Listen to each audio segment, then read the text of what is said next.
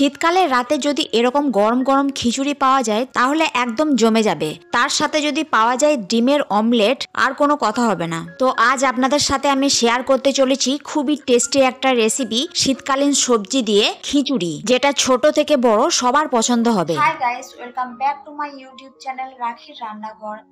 আমি রাখি, তো আবার নিয়ে চলে এলাম আপনাদের জন্য নতুন একটা ভিডিও। নানা ধরনের রেসিপি দেখার জন্য চ্যানেলটা অবশ্যই সাবস্ক্রাইব করবেন, আর ভিডিওটা ভালো লেগে থাকলে লাইক কমেন্ট শেয়ার করবেন।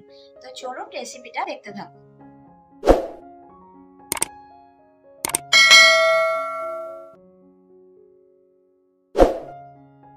শীতকালীন সবজি দিয়ে এই খিচুড়ি খুবই সুস্বাদু এবং পুষ্টিকর খাবার। শীতকালে তো বিভিন্ন ধরনের সবজি পাওয়া যায়, আর এই খিচুড়ি তো গরম গরম খেতে খুবই মজা। তো হাই গাইস, এই রেসিপিটা বানানোর জন্য যে সমস্ত সবজি লাগবে সমস্ত সবজি আমি নিয়ে নিয়েছি। একটা নিয়ে নিয়েছি ফুলকপি, 4-5টা টমেটো, আর কিছু পালং শাক নিয়েছি ওই 250 গ্রাম মতো। আর আলু তো লাগবে, আলু ছাড়া তো একদম জমবে না। প্রথমে দেখুন একটা সসপ্যানের মধ্যে জল নিয়ে নিয়েছি, যতটা পরিমাণ জল লাগবে উনুনে গরম করতে বসিয়ে দিয়েছি একদম হাই ফ্লেমে। তো এই জলটা এখন গরম হতে থাক, আর এদিকে আমি ফুলকপিটা কেটে নিচ্ছি। ফুলকপিটা খুব ছোট ছোট করে কাটবো না, আবার খুব বড় বড় করেও নয়, খুব মিডিয়াম সাইজ করে সমস্ত ফুলকপিগুলো হাত দিয়ে ছাড়িয়ে নিচ্ছি। খিচুড়িতে ফুলকপিটা খুবই ভালো লাগে, তাই আপনারা চেষ্টা করবেন খিচুড়িতে ফুলকপি দেবার। তো দেখুন আমি সমস্ত ফুলকপিগুলো এরকম সাইজ করে কেটে নিয়েছি। এবার সসপ্যানের মধ্যে জল গরম হতে দিয়েছিলাম, ওর মধ্যে পরিমাণ মতো নুন দিয়ে দিচ্ছি 1 চামচ মতো, আর ফুলকপিগুলো কেটে রেখেছিলাম ওগুলো একটু জল দিয়ে ভালো করে ধুয়ে নিলাম।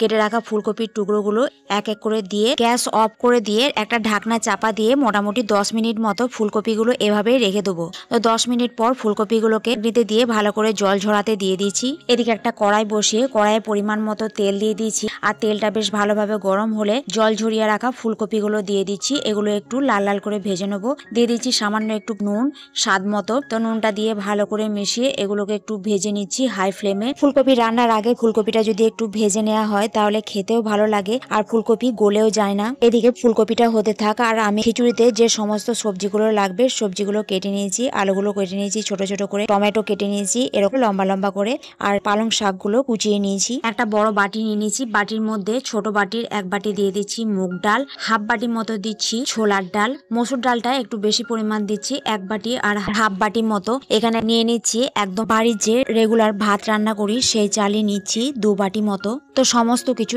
একসঙ্গে একটু জল দিয়ে কিছুক্ষণ এটা ভিজিয়ে রেখে দেবো, প্রায় আধ ঘন্টা মতো। কিছুক্ষণ এটা ভিজিয়ে রাখলে তাড়াতাড়ি সেদ্ধ হয়ে যাবে। ঢাকনা দিয়ে ঢেকে এটাকে 30 মিনিট মতো এভাবে রেখে দিচ্ছি। আর এদিকে দেখুন ফুলকপিগুলো ভাজা হয়ে গিয়েছে, বেশ লাল লাল করে ভেজে নিয়েছি। এই ফুলকপিগুলো তুলে নিচ্ছি একটা প্লেটের মধ্যে।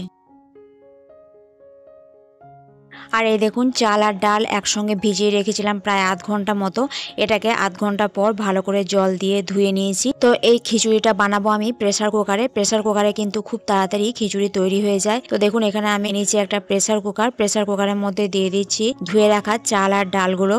একই সাথে কিন্তু সবজিগুলো দিয়ে দেবো। দিয়ে দিচ্ছি কেটে রাখা আলু, সমস্ত আলুগুলো দেওয়ার পর দিয়ে দিচ্ছি কেটে রাখা পালং শাক, টমেটো, আর ভেজে রাখা ফুলকপিগুলো। আপনারা চাইলে এর মধ্যে আপনাদের পছন্দ মতো সবজি দিতে পারেন। আমার যেসব সবজি খেতে পছন্দ সেসব সবজি আমি দিয়েছি, বিশেষ করে টমেটো একটু বেশি দিয়েছি, টমেটো খুবই ভালো লাগে এই খিচুড়ির মধ্যে। তো দেখুন সমস্ত সবজি একে একে আমি দিয়ে দিচ্ছি। এবার এর মধ্যে এই বড় বাটির দিয়ে দিচ্ছি পরিমাণ মতো জল। এই বাটির আমি 2 বাটি মতো দিচ্ছি জল। জলটা কিন্তু আন্দাজ মতো দিতে হবে, খুব বেশি জল হলে কিন্তু সিটি দিয়ে জল বেরোতে লাগবে, তাই জলটা আপনারা আন্দাজ মতোই দেবেন। এর মধ্যে স্বাদ অনুযায়ী নুন দিয়ে দিচ্ছি 2 চামচ মতো, আর দিয়ে দিচ্ছি হলুদ দিয়ে দিচ্ছি 1.5 চামচ মতো। এই খিচুড়ি রান্না করতে খুব বেশি তেল মশলাপাতির প্রয়োজন পড়ে না। তো সমস্ত কিছু একবার ভালো করে মিশিয়ে নিচ্ছি। প্রেসার কুকারের ঢাকনা বন্ধ করে 10 মিনিট হাই ফ্লেমে এটা রান্না করে নেব। তারপর 10 মিনিট পর মিডিয়াম ফ্লেমে 3 থেকে 4টা মতো সিটি পড়লে এক গ্যাস বন্ধ করে দিতে হবে।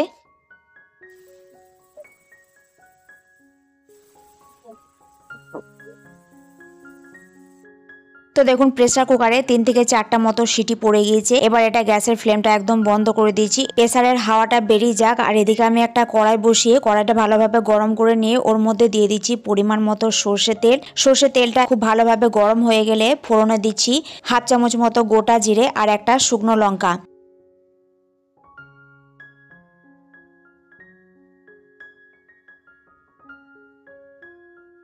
তো এটাকে কিছুক্ষণ নাড়াচাড়া করার পর এটা থেকে যখন খুব ভালো একটা গন্ধ বেরোবে তো এর মধ্যে দিয়ে দেবো একটা বড় সাইজের কেটে রাখা পেঁয়াজ। তো পেঁয়াজটা দেওয়ার পর পেঁয়াজটা কিছুক্ষণ ধরে লাল লাল করে একটু ভেজে নেবো। পেঁয়াজটা ভাজার সঙ্গে সঙ্গে আমি এর মধ্যে কিছু গুঁড়ো মশলা দিয়ে দিচ্ছি 1 চামচ মতো হলুদ গুঁড়ো, জিরে গুঁড়ো 1/2 চামচ মতো, ধনে গুঁড়ো 1/2 চামচ মতো আর লঙ্কা দিয়ে দিচ্ছি খুব সামান্য পরিমাণে। তো সমস্ত কিছু দিয়ে পেঁয়াজের সঙ্গে একটু ভালো করে মিশিয়ে নিচ্ছি।